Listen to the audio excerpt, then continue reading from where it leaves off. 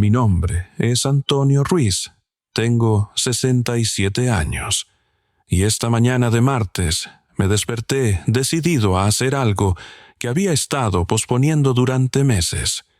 Ir solo al banco a retirar mi pensión. Era la primera vez que intentaría usar el cajero automático sin la ayuda de mi esposa María, que había muerto hace 1 año y 3 meses. Ella siempre se encargaba de estas cosas, con esa paciencia infinita que tenía para todo lo que involucrara tecnología. Yo simplemente esperaba en el auto, fingiendo que leía el periódico mientras ella hacía las transacciones bancarias. No sabían que mis dedos temblaban no por la edad, sino por 36 pedazos de metralla que aún llevo dentro. Esa mañana me vestí con mi mejor camisa de manga larga, la azul que María me había regalado en nuestro último aniversario. Siempre usaba mangas largas, incluso en los días más calurosos del verano. Era una costumbre que había desarrollado durante los últimos 20 años, desde que me retiré del servicio militar. Las cicatrices en mis antebrazos y manos eran extensas, y aunque los médicos me habían asegurado que eran honorables marcas de servicio, para mí eran recordatorios constantes de una vida que había cambiado para siempre en una fracción de segundo. Llegué al banco a las 10 de la mañana, la hora en que siempre íbamos María y yo. Era un horario que ella había elegido porque no hay tanta gente, Antonio. Y si tienes problemas, los empleados pueden ayudarte sin prisa. Pero ese martes, la situación era diferente. Era el día de pago de muchas empresas, y el área de cajeros estaba más concurrida de lo que esperaba. Me acerqué al cajero automático más alejado, esperando tener más privacidad. Saqué mi tarjeta de débito de la billetera, la misma que María había organizado meticulosamente con todas mis identificaciones, en orden perfecto. Mis manos comenzaron a temblar ligeramente mientras observaba la pantalla brillante del cajero. El primer obstáculo era insertar la tarjeta en la ranura correcta. Intenté 3 veces antes de lograr que la máquina la aceptara. Cada vez que veía mis manos temblar en el teclado, recordaba por qué no podía sostener nada con firmeza. Desde 1982, el teclado numérico me parecía diminuto, y mis dedos, que habían perdido parte de su sensibilidad debido a la metralla, no podían sentir completamente las teclas. Detrás de mí se había formado una pequeña cola. Podía escuchar los suspiros de impaciencia, el sonido de zapatos golpeando contra el suelo de mármol y los primeros murmullos de molestia. ¿En serio va a tardar toda la mañana? Escuché que decía una voz joven. Traté de introducir mi código PIN, pero mis dedos presionaron números incorrectos. La máquina me advirtió: código incorrecto. Intente de nuevo. Respiré profundo y volví a intentar, pero el temblar de mis manos se había intensificado. Era como si mi propio cuerpo me traicionara en el momento en que más necesitaba funcionar normalmente. Los viejos no deberían usar cajeros en horas pico, murmuró alguien más, lo suficientemente alto para que yo lo escuchara. En mi tercer intento fallido, una voz autoritaria se acercó desde atrás. «Señor, ¿está teniendo dificultades?» Me volví para ver a un hombre joven de unos 28 años, vestido con traje bancario, y una placa que decía Ricardo Vega, ejecutivo de cuentas. Tenía esa sonrisa profesional que usan los empleados cuando quieren ser corteses, pero están claramente molestos. «Sí, un poco», admití, sintiendo el calor de la vergüenza subiendo por mi cuello. «Tal vez sería mejor que viniera con alguien más joven la próxima vez», me sugirió Ricardo con tono condescendiente. Su hijo o nieto podrían ayudarle. Estos sistemas pueden ser complicados para personas de su edad.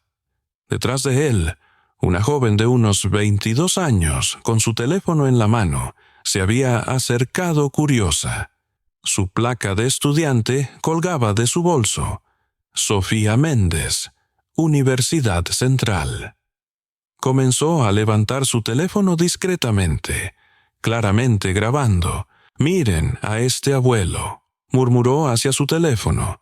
«Lleva 10 minutos y no puede ni meter la tarjeta».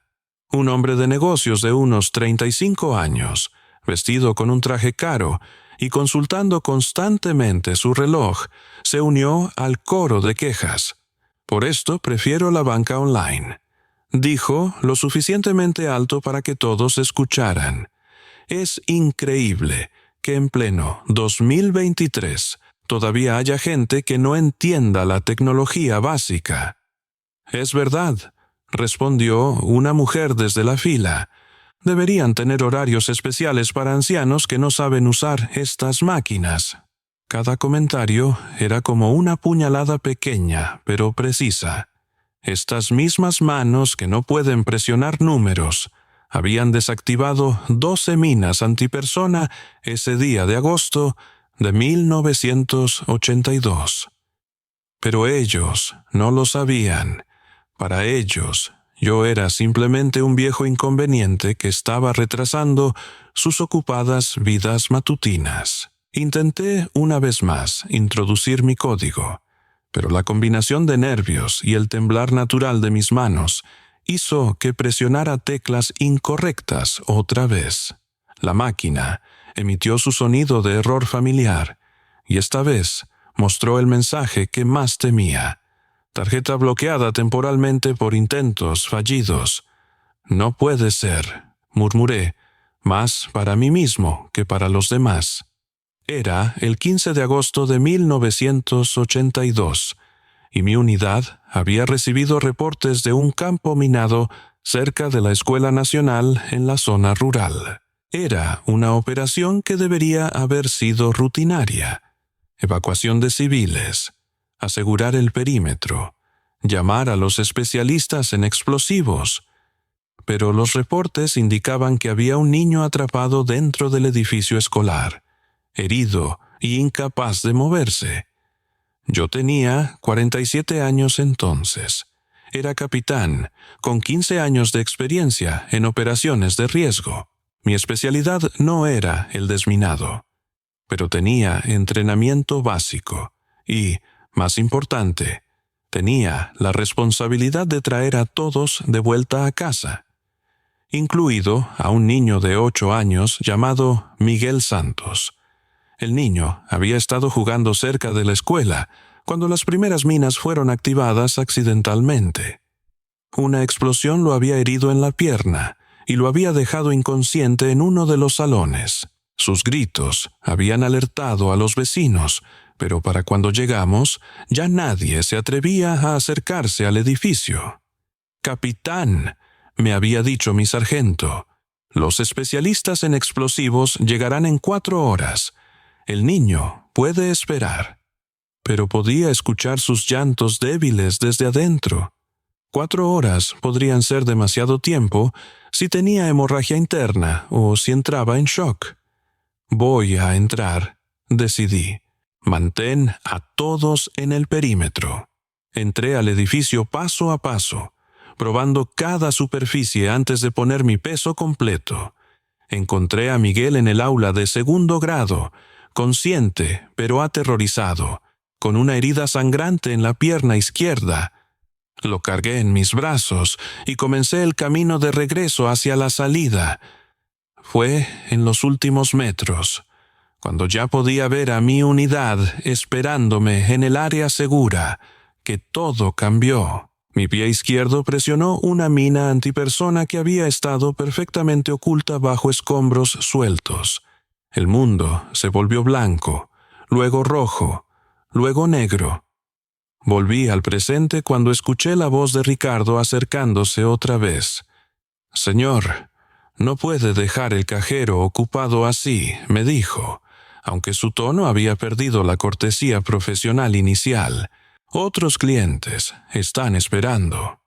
Me di cuenta de que había estado parado frente a la máquina, con la tarjeta bloqueada en mi mano, perdido en mis recuerdos. La cola detrás de mí había crecido, y la impaciencia era palpable. «Disculpe», murmuré, tratando de retirar mi tarjeta del cajero, pero mis manos temblaban tanto que la tarjeta se me resbaló y cayó al suelo. Cuando me agaché para recogerla, mi movimiento fue lento y torpe. Al intentar levantarme, mi manga se subió ligeramente, revelando las cicatrices queloides que cubrían mi antebrazo derecho. Sofía, que había estado grabando todo en su teléfono, se acercó más con su cámara. «Esto es exactamente lo que está mal con este país», comentó hacia su grabación. «Gente que no se adapta a los tiempos modernos». Carlos, el hombre de negocios, asintió enfáticamente. «Es una pérdida de tiempo para todos. Debería haber regulaciones sobre quién puede usar estos cajeros durante horas pico». Decidí irme antes de que vieran cómo temblaban mis manos al intentar guardar la tarjeta. Pero Ricardo me detuvo. «Señor, realmente debería considerar pedir ayuda a su familia para estas transacciones», me dijo, con una sonrisa que intentaba ser amable pero sonaba condescendiente. «O tal vez podríamos abrirle una cuenta que maneje a alguien más joven por usted». En ese momento, sentí que no solo habían visto mis cicatrices, sino toda mi vergüenza de ser el hombre roto que me había convertido.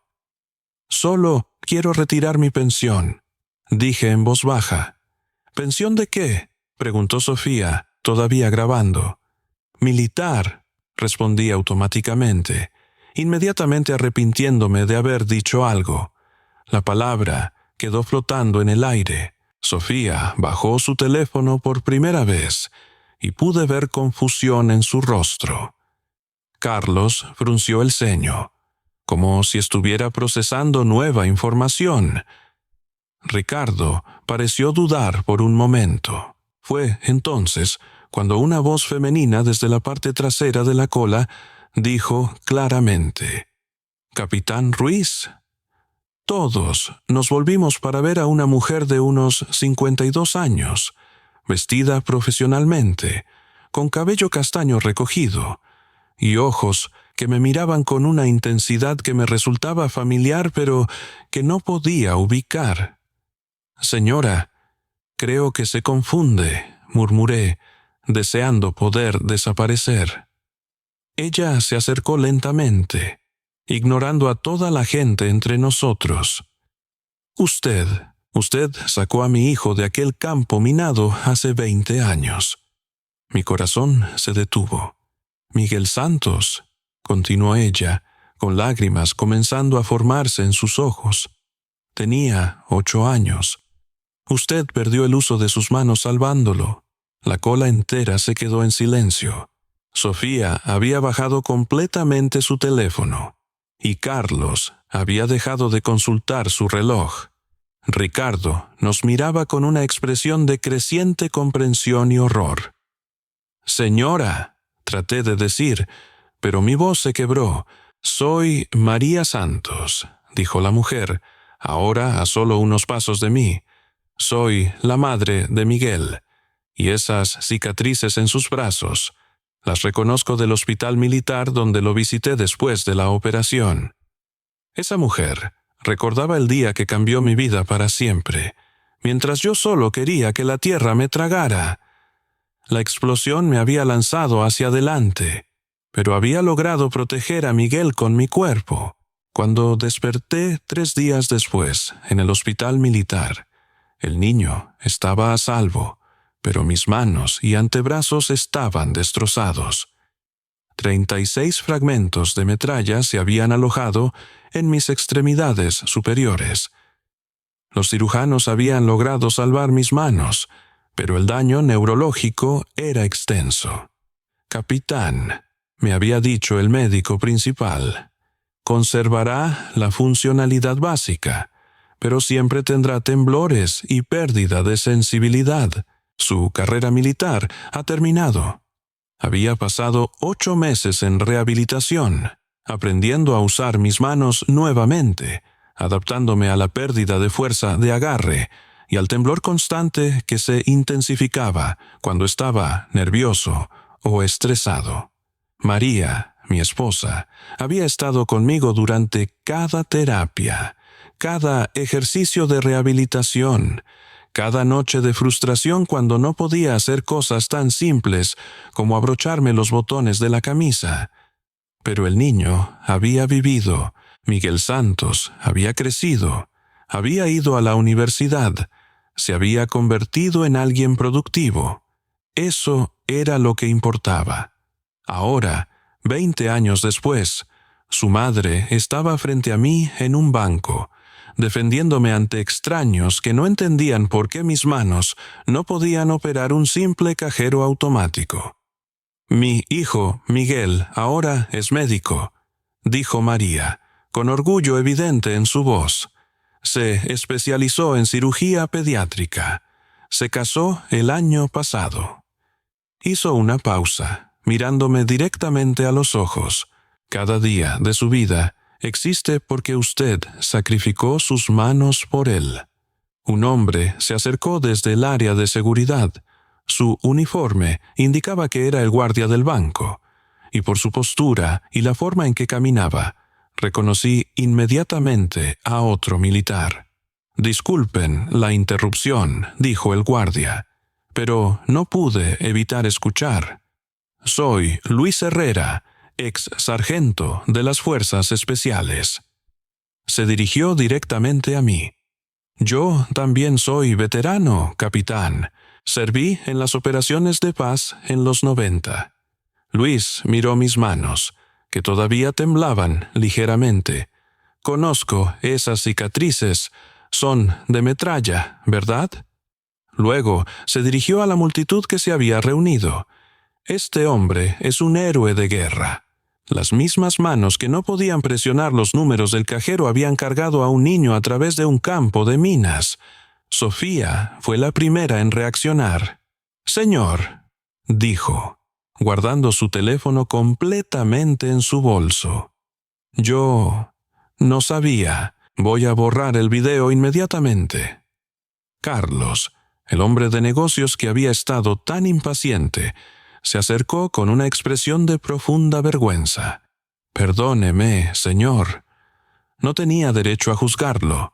No tenía idea de...» «Capitán Ruiz», interrumpió Ricardo, «en nombre del banco, le pido las más sinceras disculpas por mi comportamiento. Esto es inexcusable». Una mujer mayor que había estado en la cola se acercó tímidamente. «Mi esposo tiene cicatrices similares de la guerra», dijo en voz baja. «Yo entiendo por qué es difícil usar estos aparatos. Las manos de él también tiemblan». Una madre joven con un bebé en brazos se acercó también. «Dios mío, ¿qué hemos hecho?», murmuró. «Estábamos juzgando a alguien sin saber nada de su historia». «No busco que me tengan lástima», les dije, encontrando mi voz después del shock inicial. «Solo quería retirar mi pensión en paz». María tomó mi mano temblorosa entre las suyas. «No es lástima, capitán. Es respeto. Es reconocimiento. Es lo que usted siempre mereció». Luis se ofreció inmediatamente a ayudarme con el cajero. «Permítame, capitán. Conozco estas máquinas y sé cómo adaptarlas para manos que han visto combate».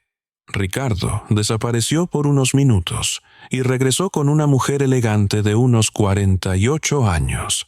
«Capitán Ruiz», dijo, «me gustaría presentarle a Elena Castro, directora de esta sucursal». Elena se acercó con respeto evidente. «Capitán, mi hijo está sirviendo actualmente en las Fuerzas Armadas. Cuando escuché lo que había pasado aquí, sabía que tenía que conocerlo personalmente». Hizo una pausa. «A partir de ahora, tendremos personal especialmente entrenado para asistir a veteranos. Esto nunca debería haber ocurrido». Por primera vez en 20 años, Alguien había visto mis cicatrices no como deformidad, sino como medallas de honor. Mientras Luis me ayudaba pacientemente con el cajero automático, explicándome cada paso y adaptando el proceso para mis limitaciones, noté que se había reunido una pequeña multitud. Pero esta vez no era de curiosos burlándose. Eran personas que querían mostrar respeto, que querían entender, que querían ayudar. Un hombre de mediana edad se identificó como David Morales, periodista del diario local. Capitán, ¿me permitiría escribir sobre esto? No sobre su situación personal, sino sobre la necesidad de que nuestras instituciones sean más inclusivas con nuestros veteranos. Al principio dudé, pero María me animó. La gente necesita entender, Antonio. Necesitan saber que detrás de cada persona mayor que lucha con la tecnología puede haber una historia de servicio y sacrificio. Elena Castro anunció inmediatamente varios cambios. Vamos a implementar lo que llamaremos el programa Héroes Bancarios.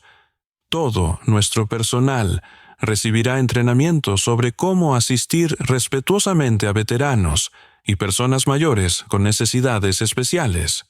También, añadió, vamos a instalar cajeros con interfaces adaptadas y vamos a tener personal dedicado durante las horas pico para ayudar a quienes lo necesiten.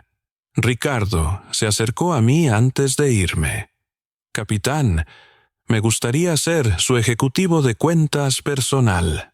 No por lástima, sino porque quiero asegurarme de que reciba el servicio que merece. Sofía, la joven que había estado grabando, se acercó tímidamente. Señor Ruiz, soy estudiante de comunicaciones. ¿Me permitiría crear contenido educativo sobre el respeto hacia los veteranos? Quiero que mi generación entienda lo que la suya ha sacrificado por nosotros. Esa mañana, mis cicatrices dejaron de ser mi vergüenza para convertirse en el puente hacia una nueva vida. Una semana después, la historia de David Morales había sido publicada y se había vuelto viral en redes sociales. El artículo se titulaba «Las manos que salvaron una vida. La historia que todo banco debería conocer». La respuesta del público fue abrumadora. Recibí cientos de cartas y emails de otros veteranos compartiendo sus propias luchas con la tecnología moderna, de familias agradeciéndome por mi servicio, y de jóvenes pidiendo disculpas por haber juzgado a veteranos en sus propias comunidades. Pero la carta que más me conmovió llegó 3 días después de la publicación del artículo. Era de un joven médico de 28 años. «Estimado Capitán Ruiz», comenzaba la carta. «Mi nombre es Dr. Miguel Santos. Creo que usted me conoce. Tenía 8 años cuando usted arriesgó su vida para salvarme de aquel campo minado. Esa tarde, Miguel vino al banco a buscarme. Era un hombre alto, de complexión atlética, con una sonrisa cálida que me recordó inmediatamente a su madre. Vestía una bata médica del Hospital General, y cuando me vio, sus ojos se llenaron de lágrimas. «Capitán», me dijo, abrazándome con cuidado pero firmeza, «he estado buscándolo durante años. Mi madre me contó la historia cuando era adolescente, pero nunca pudimos encontrar su información de contacto. Me mostró fotografías de su familia, su esposa, una pediatra llamada Carmen, y sus 2 hijos pequeños, de 3 y 5 años. Capitán, cada vida que salvo como médico es posible porque usted me salvó primero», me dijo, con voz quebrada por la emoción. «Mi esposa, mis hijos, existen porque usted me dio una segunda oportunidad». Fue entonces cuando finalmente lloré. Después de años de esconder mis limitaciones, de sentirme avergonzado por mis manos temblorosas, de evitar situaciones que pudieran exponer mis debilidades. Finalmente entendí que cada cicatriz había valido la pena. Valió la pena cada cicatriz, le dije a Miguel, abrazando a este hombre que había sido un niño aterrorizado en mis brazos hace 2 décadas. Miguel me contó sobre su trabajo en el hospital, sobre los niños que había operado, sobre las vidas que había salvado durante su carrera médica. Cada vez que entro a cirugía, me confesó, recuerdo que estoy aquí gracias a usted. Me da fuerza para luchar por cada paciente. Sofía también había regresado, pero esta vez con un proyecto completamente diferente. Había creado una campaña en redes sociales llamada Respeto por nuestros héroes, donde educaba a su generación sobre los sacrificios de los veteranos y las dificultades invisibles que muchos enfrentan. Señor Ruiz, me dijo, quiero usar mi plataforma para el bien. Quiero que mi generación entienda que detrás de cada persona mayor que tiene dificultades con la tecnología puede haber una historia extraordinaria de servicio.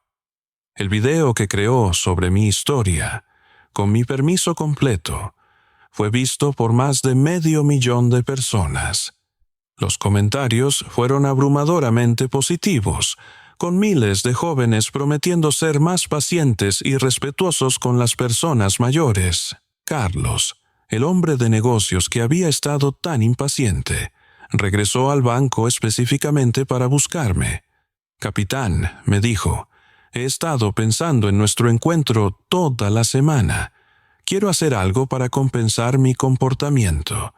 Me explicó que dirigía una empresa de tecnología y quería desarrollar interfaces más accesibles para personas con limitaciones físicas.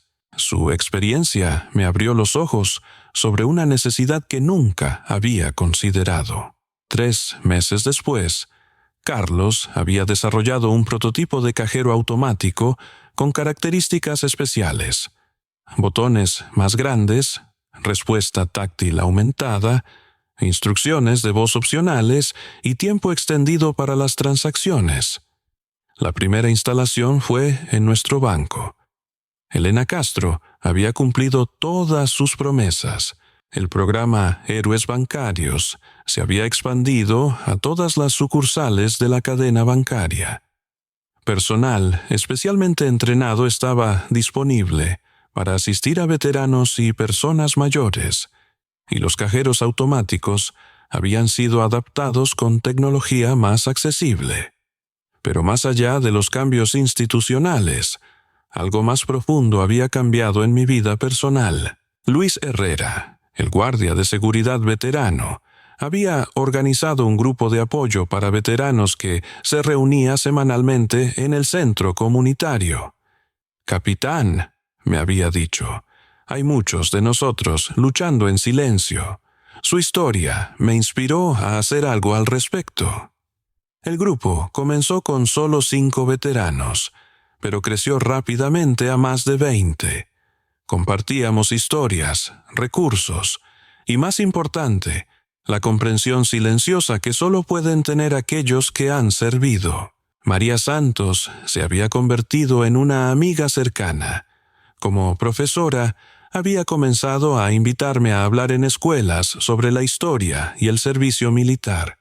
Al principio fue difícil, pero gradualmente encontré mi voz para educar a las nuevas generaciones. Los niños necesitan entender, me decía María, que los héroes no solo existen en las películas, caminan entre nosotros todos los días. 6 meses después del incidente en el banco, Elena Castro organizó una ceremonia especial para inaugurar el Centro de Asistencia para Veteranos dentro de la sucursal principal. Era un espacio dedicado donde veteranos podían recibir ayuda personalizada con sus transacciones bancarias, pero más importante, donde podían ser tratados con la dignidad y el respeto que merecían. Me pidieron que fuera el orador principal en la ceremonia. Era la primera vez en 20 años que hablaría públicamente sobre mi experiencia militar. Mis manos pueden temblar. Comencé, mirando a la multitud reunida que incluía a María, Miguel, Luis, Elena, Ricardo, Sofía, Carlos y docenas de otros veteranos y miembros de la comunidad, pero mi gratitud es firme. Durante años, continué, he escondido mis cicatrices por vergüenza. Pensé que eran marcas de debilidad, recordatorios de lo que había perdido. Hoy aprendí que nuestras cicatrices no nos definen, nos honran. Cada marca en mi piel representa una decisión de servir a otros antes que a mí mismo. Cada temblor en mis manos es evidencia de que estuve dispuesto a arriesgar todo por la vida de un niño inocente. Miguel estaba en primera fila con su familia. Sus hijos pequeños me miraban con la curiosidad natural de los niños, sin saber completamente por qué estaban ahí, pero absorbiendo la solemnidad del momento. Hace 20 años, dije, mirando directamente a Miguel, cargué a un niño de 8 años a través de un campo de minas. Ese niño creció para convertirse en doctor y ha salvado cientos de vidas. Cada vida que él ha tocado es una extensión de esa decisión que tomé hace 2 décadas. La ceremonia incluyó la instalación de una placa conmemorativa que decía: dedicado a todos los veteranos que han servido con honor. Sus sacrificios construyeron la libertad que disfrutamos hoy. Después de la ceremonia, mientras la multitud se dispersaba, me quedé solo con Miguel por unos minutos. «Capitán», me dijo, «tengo algo que confesarle. Durante años he luchado con culpa de superviviente. Me preguntaba por qué yo merecía vivir cuando usted tuvo que sacrificar tanto para salvarme». «Miguel», le respondí, «tú no tienes que merecer la vida que te di. Solo tienes que vivirla bien, y por lo que veo, lo has hecho extraordinariamente». 3 meses después, David Morales me informó que la historia había inspirado cambios similares en bancos de todo el país. Más de 50 instituciones financieras habían implementado programas de asistencia para veteranos, y la legislación estaba siendo considerada para hacer obligatorias las adaptaciones de accesibilidad en todas las entidades bancarias. Pero el impacto más significativo era personal. Por primera vez desde mi retiro, tenía un propósito claro. Me había convertido en defensor de otros veteranos, ayudando a identificar a aquellos que necesitaban asistencia y conectándolos con recursos. Sofía había terminado su carrera en comunicaciones y había conseguido trabajo en una organización sin fines de lucro dedicada a veteranos. Su historia cambió mi perspectiva de carrera, me dijo. Ahora quiero usar mis habilidades para ayudar a quienes han servido. Ricardo se había especializado en servicio al cliente para veteranos y había desarrollado un programa de entrenamiento que otros bancos estaban adoptando. «Capitán», me dijo durante una de mis visitas regulares, «usted me enseñó que el servicio al cliente real significa ver a la persona completa, no solo sus necesidades inmediatas». Carlos había expandido su empresa para especializarse en tecnología accesible.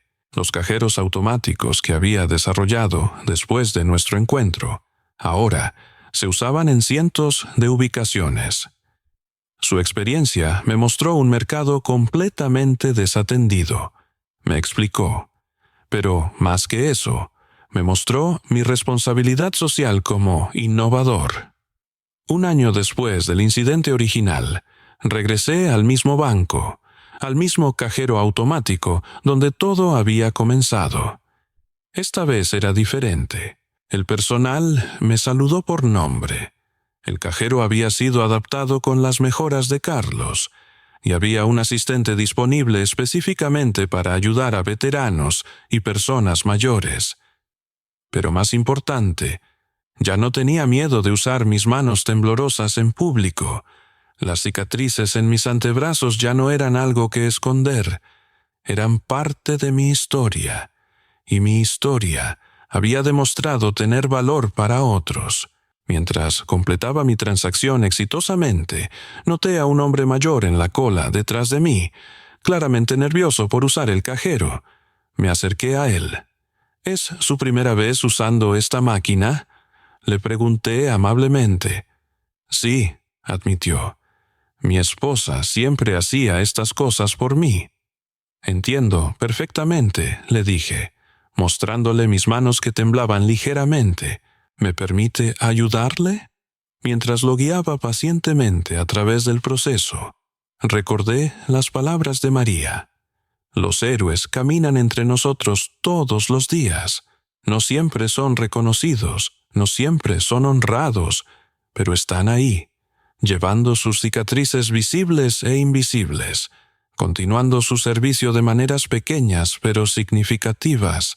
Mis manos siguen temblando cuando uso el cajero, pero ya no tiemblo de vergüenza. Tiemblo de orgullo por las vidas que estas manos ayudaron a salvar, por las lecciones que estas cicatrices han enseñado, y por la comunidad que se formó alrededor de un momento de vulnerabilidad transformado en fortaleza.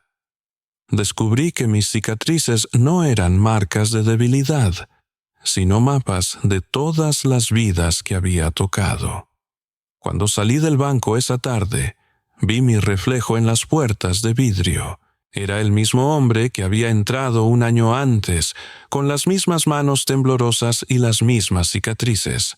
Pero todo había cambiado. Ya no era invisible, ya no era incomprendido, ya no estaba solo. Era exactamente quien había sido siempre. Un hombre que había elegido servir a otros, cuyos sacrificios finalmente habían sido reconocidos, y cuya historia había inspirado a toda una comunidad a ver más allá de las apariencias superficiales hacia las historias profundas que todos llevamos. Las mismas manos que una vez no podían presionar los botones de un cajero automático habían construido puentes de comprensión entre generaciones, habían inspirado cambios institucionales y habían recordado a una comunidad entera el valor del servicio sacrificial. Y eso valía cada cicatriz, cada temblor, cada momento de vulnerabilidad que había llevado a este punto de reconocimiento y paz. Esta historia nos recuerda que nunca sabemos qué batallas silenciosas luchan las personas que encontramos en nuestra vida diaria. ¿Has juzgado alguna vez a alguien por sus limitaciones físicas sin conocer su historia? ¿Te has tomado el tiempo de ayudar a una persona mayor que lucha con la tecnología? La próxima vez que veas a alguien con dificultades, recuerda que podrías estar mirando a un héroe que lleva cicatrices de servicio. Comparte tu experiencia en los comentarios sobre cómo pequeños actos de paciencia y comprensión han marcado la diferencia en tu vida. Nota: esta es una historia basada en eventos reales pero dramatizada para fines narrativos. Los nombres han sido cambiados para proteger la privacidad de los involucrados